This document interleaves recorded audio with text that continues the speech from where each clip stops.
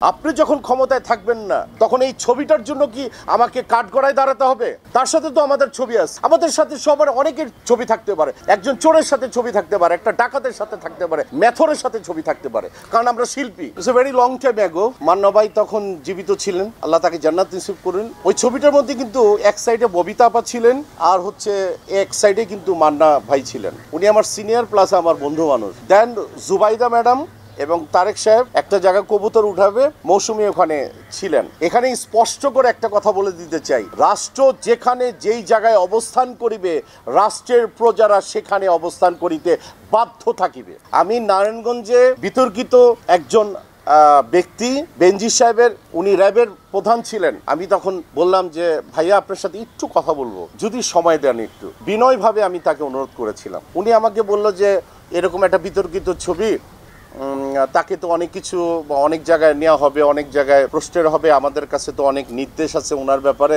এটা খুব বাজে সিচুয়েশন হয়ে যাবে। আমরা কিন্তু ভীতু ছিলাম, আমার পরিবার কিন্তু। একটা ছবি তখন আমি বেনজির ভাইকে বললাম, একটু আগে আপনার সাথে র্যাবের প্রধান হিসাবে আপনার সাথে একটা ছবি তুলেছি আমি আর মৌসুমী, এবং কয়েকজন শিল্পীও ছিলেন।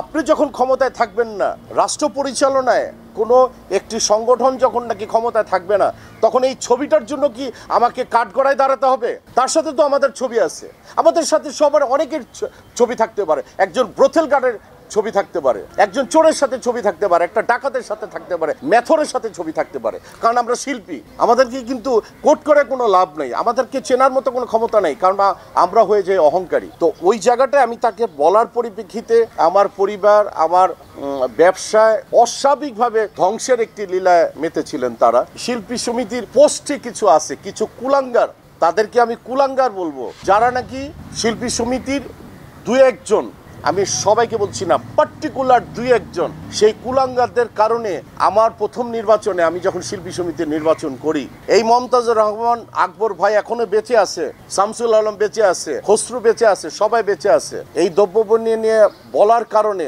আমাকে 2 থেকে 3 বার মিন্টো রোডে যেতে হয়েছে। আমি ওমর সানি কিন্তু বলিনি, বলছি যে আমি পোস্ট ডিলেট করব না। আপনারা কেউ প্রমাণ দিতে পারবেন যে আমার পোস্ট ডিলেট হয়েছিল? একজনও বলতে পারবেন না।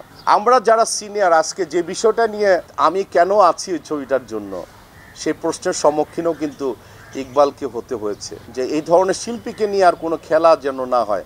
শিল্পী আছে, যে দলই করুক না কেন তাদেরকে সম্মান দেওয়া উচিত, এবং সামনে এসে তারা সবাই আমরা সেন্সার বোর্ডের মতো একটি জায়গায়, জুরি বোর্ডের মতো জায়গায়, ববিতা আপা, তারপর চম্পা ম্যাডাম, যারা আছেন সিনিয়র, সুচান্দা আপা, এখন সময় এসছে তাদেরকে ঘর থেকে নিয়ে এসে বলতে হবে যে আপনারা কাজ করেন। আমার মনে হয় তারা কাজ করবে, তাদের আলোয় আলোকিত কিন্তু আমরা হব ইনশাআল্লাহ।